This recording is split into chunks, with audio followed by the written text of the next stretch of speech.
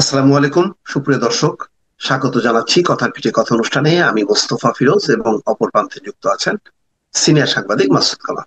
মাসুদ কামাল, কিছুক্ষণ আগে, আমি পুরোটা এখনো দেখতে পারিনি, তারেক রহমান বিএনপির ভারপ্রাপ্ত চেয়ারম্যান বিবিসির সঙ্গে সাক্ষাৎকার দিয়েছেন।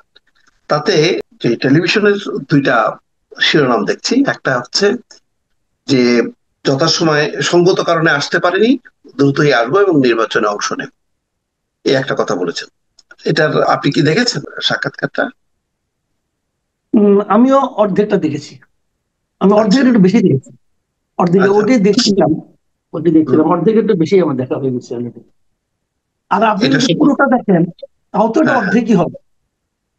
কারণ এটা আচ্ছা, তো 2 খণ্ডে হবে, 2 দিনে হবে। কাজে আচ্ছা, আচ্ছা। আজকে সম্পূর্ণটা দেখার তো কোনো সুযোগ নাই। হয়তো এখন অর্ধেকটা দেখে আপনার কিছু একটা অংশ নিয়ে আপনার মধ্যে একটা প্রশ্ন থাকতে পারে যে এই কথাটা উনি কি বললেন, তো এটা নিয়ে আপনি হুম, আলোচনা করলেন। পরে দেখা গেল পরের দিন আগামীকালকে হয়তো ওইটা ওখানে সমাধান আসছে। কিন্তু হুম, এই সাক্ষাৎকারটা সম্পূর্ণ হওয়ার পরে আমার মনে হয় আলোচনা হওয়া উচিত। তারপরে যতটুকু দেখেছি, উনি তো আমার ওনাকে আমার একটা কারণে খুব পছন্দই হয় যে উনি খুবই সতর্ক ভাবে এবং বেশ গুছিয়ে কথা বলেন। হুম, হুম, এটা আমার কাছে মনে হয় যে উনি খুবই কেয়ারফুলি কিন্তু মানে গুছিয়ে কথা বলেন। এবং মানে কোন বেফাস কথা আমি সাধারণত ওনার কাছ থেকে গত 1-1.5 বছর পাইনি। হয় না, অনেক সময় বলতে গেলে দু একটা বেফাস কথা অনেকে বলে ফেলে। আমাদের অনেক পলিটিক্যাল লিডারই বলে ফেলেন। ওনার যে মহাসচিব তিনিও তো যুক্তরাষ্ট্রে বসে কথা যেগুলি বলেছেন, এটা বেফাস কথা। এবং ওই কথার পক্ষে তো পরে উনি আর কোনো ওই কথাকে উনি জাস্টিফাই করার জন্য চেষ্টা করেন না, কারণ উনি নিজেই বুঝে গেছেন এটা বলা ওনার ঠিক হয় নাই। তো কোন কথাটা? ওই যে ইউনূসের প্রতিচ্ছবি মাঝে দেখতে পান। হ্যাঁ, জিয়াউর উনি রহমান। ইউনিসেফ যে জিয়া রহমানের প্রতিচ্ছবি দেখতে পান, এটা একটা বেফাস কথা ছিল। এটা হয় কিন্তু এটা উনি হৃদয় থেকে বলেছেন তাও হতে পারে, আমি জানি না। বা আমার কেন যেন মনে হয় যে ওনার রাজনীতি যতটুকু বুঝি এটা হওয়ার কথা না, যাই হোক anyway। কিন্তু আমি তারেক রহমানকে প্রশংসা করি যে উনি অনেকদিন ধরেই তো উনি আপনার অনলাইনে কথাবার্তা বলেন।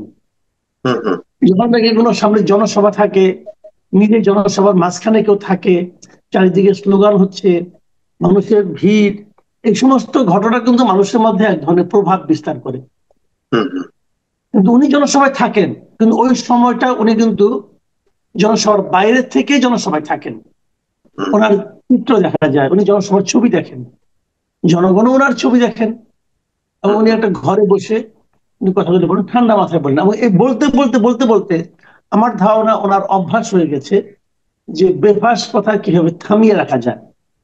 তো হুম, এখানে উনি যা যা বলেছেন খুবই সতর্ক ভাবে বলেছেন। হুম, এবং উম, সত্যি কথা বলতে কি, আমি কিন্তু ওনার কাছ থেকে কিছু বেফাস কথা হুম, হুম, শুনতে চেয়েছিলাম এই কারণে যে এত নিয়ন্ত্রিত কথাবার্তা হওয়ার দরকার নাই। হুম, হুম, মানে এখন এই যে বলেন না যে বাঙালি একটা রোগ আছে যে ভালো দিলেও বলে কি এত ভালো কেন। এখন হয়তো আমার ওই রোগটা ধরছে। কারণ এই যে কথাটা বললেন যে সঙ্গত কারণে আসেন নাই, এই কথাটায় আমি হ্যাপি না। হুম, হ্যাপি না এই কারণে আমি বুঝতে চাই সঙ্গত কারণটা কি। হুম, কারণ আমি যদি না বুঝি, দেখা যাবে ওনার যদি এটাই প্র্যাকটিস হয়ে যায় পরবর্তী সময়েও, দেখা যাবে উনি আর কোনো একটা কাজ করেন আমি সঙ্গত কারণে এটা করেছি। যেমন ইউনূস সাহেব অনেক কিছু করতেছেন, কেন নির্বাচনটা ডিসেম্বরে না নির্বাচনটা ফেব্রুয়ারিতে, উনি বলে দিলেন সঙ্গত কারণে নির্বাচনটা ফেব্রুয়ারিতে। কিন্তু আমি হুম, পাবলিক, আমি কিছুই বুঝি না, আমি একটা মূর্খ মানুষ ধরেন, আমি জানতে চাই ভাই সঙ্গত কারণটা কি। হুম, আপনি আমাকে বলবেন না? আপনি তো আমার লিডার। হুম, হুম, আমি তো আপনাকে আমার কাছে পরিষ্কার দেখতে চাই। হুম, হুম, কারণ আপনার কাছে গোপন কিছু একটা আছে সঙ্গ, যেটা আপনি বুঝতেছেন এবং আপনি সঙ্গত কারণ বলতেছেন, আপনি বলেন না, আপনার নেতারা বলে না, কেউ বলে না। হুম, হুম, তাহলে আমরা যারা সমর্থক, যারা আপনাকে ভোট দিতে চাই, আমরা কিভাবে হ্যাপি হব? হুম, আমি ভাই হ্যাপি হতে চাই। আমি হুম, সবকিছু নিয়ে প্রশ্ন করতে চাই, এটা আমার স্বভাব। এখন এটা যদি বলেন যে না তোমার এটা বেয়ারা স্বভাব, হতে পারে বেয়ারা স্বভাব, কিন্তু বেয়ারা স্বভাব নিয়ে তো দূর আসছি, বাকি জীবনে বেয়ারা স্বভাব নিয়ে থাকতে চাই। হুম, হুম, হুম। না, আরেকটা ব্যাপার হলো যে ওই যে এই যে শিগগিরই আসবো নির্বাচন সময়, এই যে দেরি হওয়ার কারণে দল কি ক্ষতিগ্রস্ত হচ্ছে না? অবশ্যই হয়েছে। হচ্ছে না না, হয়েছে অলরেডি অনেক। আপনি যদি বলতেন যে গত সেপ্টেম্বরে, গত অক্টোবরে, গত বছরের অক্টোবরে, গত বছর নভেম্বরে যে কাউকে জিজ্ঞাসা করতেন, মানুষ বলতো বিএনপি 200-250 উপরে সিট পাবে। এটা আপনি আপনি শুনছেন কিনা জানি না, আমি বহুজনের কাছ থেকে শুনছি বিএনপি 250 উপরে সিট পাবে। এখন বলে, এখন বলে বলে না। এর পেছনে যদি 10টা কারণ থাকে অথবা যদি 100টা কারণ থাকে, এই 100টা কারণের মধ্যে একটা কারণ হলো উনি আসেন না। উনি কেন আসেন না? কোনো ব্যাখ্যা নাই, কিন্তু কেউ কোনো ব্যাখ্যা দেয় না এই পর্যন্ত। ব্যাখ্যাহীন কোনো প্রশ্ন, ব্যাখ্যাহীন কোনো জবাব, এটা মানুষকে সন্তুষ্ট করে না। আর মানুষ যখন অসন্তুষ্ট হয়, মানুষ তখন নানা ধরনের সন্দেহ করে, নানা ধরনের নিজেদের মধ্যে নানা গুজব জন্ম দেয়। এই গুজব নিয়ে আলোচনা করে, এই আলোচনাগুলো বাড়তে থাকে। এটা হয়তো উনি বলবেন যে আমি এসে এটা থামিয়ে দেবো, হয়তো থামিয়ে দিবেন, কোনো সন্দেহ নেই। হয়তো তার এই আত্মবিশ্বাসটা আছে, আমিও ফিল করি। কিন্তু এর মধ্যে কিছু কিন্তু চেঞ্জ হয়ে যাবে, যেটা আনরিপেয়ারেবল, ওটা রিপেয়ার করা যাবে না। এক্স্যাক্টলি। আরেকটা ব্যাপার, উনি বলছেন যে আন্দোলনের মাস্টার মাইন্ড জনগণ, কিন্তু তাহলে ইউনূস সাহেবের একটা বক্তব্যের সাথে এটা একদম বিপরীত হয়ে গেল নাকি একই রকম? উনি যেটা বলেছেন তার সঙ্গে আমি 100 ভাগ একমত। আমি আচ্ছা। তারেক রহমানের সঙ্গে 100 ভাগ একমত হুম। যে আন্দোলনের মাস্টার মাইন্ড জনগণ। এই আন্দোলনের সময়ের প্রয়োজনে কেউ কেউ সামনে ছিল, কেউ পেছনে ছিল, কেউ মাঝখানে ছিল। কিন্তু যে সামনে ছিল তার ভূমিকা সবচেয়ে বেশি, এটা আমি মনে করি না।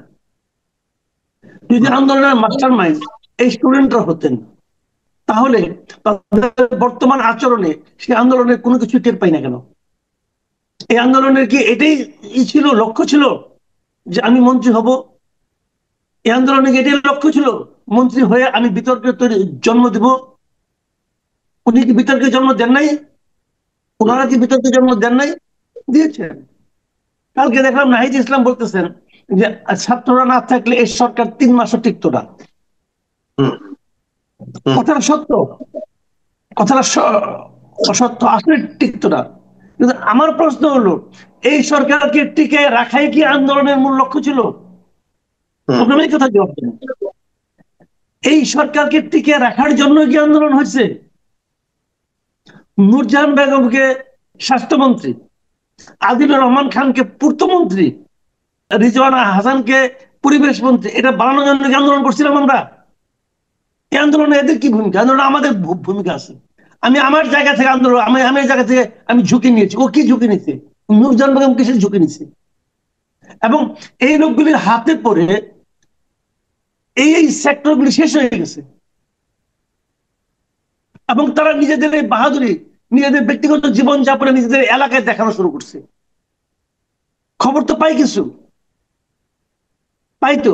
আবার ধরেন আপনার যেমন কোন কোন উপদেষ্টা আছেন ভালো করেছেন, তো ওনাদের আন্দোলনের ভূমিকা ছিল কি ছিল না প্রশ্ন আমরা করতে রাজি না, কারণ আমি মনে করি ওনারা কাজটা করতেছেন। আপনি যদি কাজটা করতেন তাহলে কিন্তু আপনাকে নিয়ে আমরা কোনো প্রশ্ন করতাম না।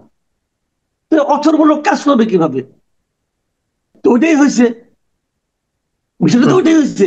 তো যে কারণে তারা যে কাজটা করেছে, তারা যে কাজটা করেছে, এই কাজটা আমি মনে করি যে তারা সরকারকে টিকিয়ে রেখেছে। ঠিক আছে, টিকিয়ে রেখেছেন, কিন্তু টিকিয়ে রেখে তো অন্যায় করেছেন। আপনাকে তো এই সরকারকে টিকিয়ে রাখার জন্য পাঠানো হয় নাই। এই প্রসঙ্গেই নাহিদ ইসলামের কথা হলো, উপদেষ্টাদের অনেকেই সেফ এক্সিটের কথা ভাবতেছে, এটা কেন বলবো? কিন্তু ঠিকই আছে, কথা সে একটু আগেই বলছে যে এরা অনেক দুর্নীতি করছে, এরা হয়তো নিজেদের কর্মকাণ্ডকে জনগণের কাছে জাস্টিফাই করতে পারবে না, এই জন্য তারা সেলফ এক্সিটের কথা ভাবছে। যে তারা হয়তো কোন একটা পলিটিক্যাল পার্টিকে ধরে তারা হয়তো ও চলে যাবে। তো এই উপদেষ্টাদের মধ্যে তো ওনাদেরও দুইজন আছে, তাহলে কি ওনাদের সহ বলতেছে নাকি সবগুলি? কিন্তু মানে ভাষা ভাষা কোনো স্পেসিফিক না। না, আমি তো মনে করি এই যে ভাষা ভাষা কথা শুনলে ভাই আমার মেজাজ খারাপ হয়ে যায়। যে যে কথা এতক্ষণ বললাম, আপনি যদি মনে করেন যে এরা পারছে না, আপনি যদি মনে করেন এরা এমন কিছু করছে যেটা জনগণ জানছে না, অথবা তাদের কোনো কোনো কাজ মানে এই দেশের জন্য ইতিবাচক নয়, দেশের পক্ষে নয়, তাহলে সেই কথাটা আপনি প্রকাশ কেন করেন না? দেখেন, তো নাহিদ আমি ইসলাম কিন্তু একটা জিনিস খুবই অপছন্দ করি নাহিদ ভাই। ইসলাম কিভাবে প্রকাশ করবে? আবার বলতেছে যে তাদের মনে হয় ভুলই ছিল, যে আন্দোলনের মানে এই পরবর্তীতে মূল চালিকা শক্তি হওয়া উচিত ছিল, হ্যাঁ, আমি তাই তো? আমি কিন্তু ওই কথা বলি যে উনি যখন বললেন যে কেউ কেউ কেউ নামটা বলেন, হ্যাঁ, হ্যাঁ। নামটা বলেন, কারণ হুম, যারা এই কাজটা করতেছে, যারা যাদের কোনো ইঙ্গিত করছেন, তারা কি দেশের জন্য ভালো করছে? করছে না তো। হুম, এখন যদি হুম, তারা দেশের জন্য ক্ষতিকর হয়, আপনার নাম বলতে সমস্যাটা কি? নাম বলেন। দিদি ভাই, আপনার কাছে খেয়াল, আপনি বেশি খেয়াল আছে, আমরা তো দীর্ঘদিন একসঙ্গে চাকরি করছি, একসঙ্গে বসছি, বিভিন্ন জায়গায় গেছি। আপনি জানেন, আমি কিন্তু আমার কিন্তু একটা স্বভাব, আপনাকে আমি বলছি যে আমার কাছে কেউ কোনো গোপন কথা বলেন না। এটাকে হুম, আপনি হুম, খেয়াল আছে কিনা? আমি বলছি আমার কাছে হুম, গোপন কথা বলেন হুম, না, আমি কিন্তু এটা গোপন রাখতে পারবো না। হুম, আমার হুম, কাছে কোনো গোপন নাই। আপনি যা পারবেন, হুম, হুম, আপনি আমাকে বললেন কেন? আপনি আমাকে বললেন, হুম, আমাকে জানালেন, আমি জানবো, কিন্তু আমি চুপ করে থাকবো, এটা তো হয় না। হুম, হুম, আমি জানলে আমিও জানাবো। এখন উনি জানেন যে কোন কোন উপদেষ্টা কি কি করতেছে, কোন কোন উপদেষ্টা আন্দোলনের সঙ্গে বিট্রে করছে। উনি বলছেন কথা, বিট্রে শব্দটা উনি ইউজ করছেন। হুম, কার হুম। কার সেফ এক্সিট নিতে চাচ্ছে, কারণ সেফ এক্সিট কেন, কোন 2 নম্বরই করছে এই জন্য সেফ এক্সিট। এখন কে কে সেফ এক্সিট নিতে চান, উনি কিন্তু সব জানেন, কিন্তু বলেন না। কেন বলেন না? তার মানে দর কষাকষির একটা আকাঙ্ক্ষা এখনো ওনার মধ্যে রয়ে গেছে।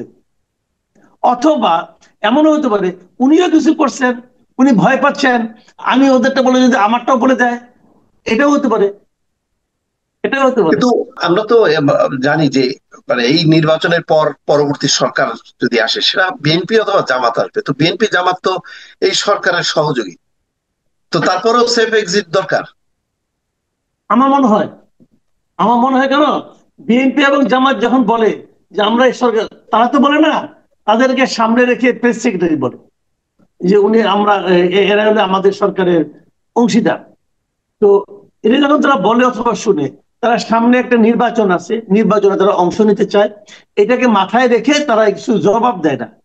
কিন্তু বাস্তবে যখন তারা ক্ষমতায় যাবে, তখন দুর্নীতিগুলি তারা ধরবে, আমি একেবারে নিশ্চিত। হুম, আপনি দেখেন, একটা একটা করে দুর্নীতি ধরবে। ধরবে কেন সেটাও বলি আপনাকে। ধরবে হলো জনগণের কাছে নিজের যে একটা দুর্নীতি বিরোধী ইমেজ, এটা প্রতিষ্ঠা করার জন্য তাদেরকে ধরতে হবে। হুম, হুম। না ধরলে তারা জনগণের কাছে তারা যাকে চেঞ্জ করতে চাচ্ছে এটা তাদের বোঝাতে হবে, এবং বোঝানোর জন্য হলেও ধরতে হবে। আপনি নিশ্চিত থাকেন, এখন যারা সুবিধাভোগী তাদের অনেকেই ধরা খাবেন। হুম। বিষয়টা কি এমন নাকি নাহিদ ইসলাম একটু হতাশ, খুব মানে ক্ষোভের থেকে এই কথাগুলি বলতেছে এখন হঠাৎ তারা? তো বটেই। কোথায় একদিন বলছে না, তারা কথা রাখে না, কে জানি বলছিল একবার। তো এই কথাটা হ্যাঁ, কিন্তু ঠিক। দেখেন, আমি বলি কেন কথা রাখে না। তাকে ওখান থেকে বের করে, ওখান থেকে বলছে, তোমরা ওখানে যাও, আবার তোমার আগামী, তুমি আগামীতে প্রধানমন্ত্রী হবা বলছিল না ইয়ে, প্রেস সেক্রেটারি। হ্যাঁ, এখন হ্যাঁ। উনি দেখেন যে প্রধানমন্ত্রী কি, মন্ত্রী তো দূরের কথা, এমপি হইতে পারে না। তাহলে তো সে তো বলবেই তারা কথা দিয়ে কথা রাখে নাই, স্বাভাবিক। হুম, হুম, কিন্তু তার জীবন থেকে বলতেছে। তার দলের কি অবস্থা বলেন আপনি? তার দলের গ্রহণযোগ্যতা কোথায় যে ঠিকছে এখন বলেন? কেন? হুম। এই কারণটা কি, এটাকে বিশ্লেষণ করতে হবে। তবে নাইস একটা কথা আমার ভালো লাগছে, যে তারা এই নির্বাচন নিয়ে অগ্রসর হচ্ছে না, তাদের গন্তব্য আরো অনেক দূর। আমি মনে করি ওইটাই ঠিক। ওই যে বলে না, হুম, যে সোনা পুরে পুরে খাঁটি হয়। হুম, হুম, হুম। তো ওনারা এখন চাইতেছেন এই পুরার একটু জ্বালা আছে, এই জ্বালা লাগতেছে, লাগুক, এটা লাগা ভালো। লেগে থাকলে এই দল একদিন অনেক দূর যাবে। যাক, আপনার আশীর্বাদ থাকলেই হয়। ওকে, মাকসুদ কামাল, তাহলে শেষ করি। দর্শক, আমাদের সমসাময়িক অন্তত দুইটা বিষয় নিয়ে আমরা আলোচনা করলাম। আমাদের এই আলোচনা আগামীতে অব্যাহত থাকবে। আজ এ পর্যন্তই। আল্লাহ হাফেজ।